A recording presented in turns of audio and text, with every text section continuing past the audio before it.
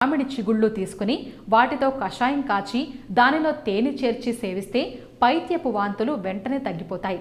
కిడ్నీలో రాళ్లు ఉన్నవారు నేరేడు పండ్లు తింటే అవి కరిగిపోవడమే కాదు, మరోసారి రాళ్లు ఏర్పడే అవకాశమే ఉండదు.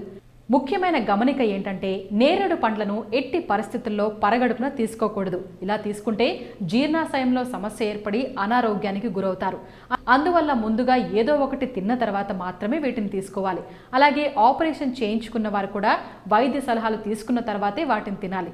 నేరేడు విత్తనాలు పొడపత్రి కాచు, పసుపు, ఎండు ఉసిరిక కలిపి చూర్ణం చేసుకుని దాన్ని చెంచా చొప్పున రోజుకు 3 సార్లు తీసుకుంటే మధుమేహం అదుపులో ఉంటుంది.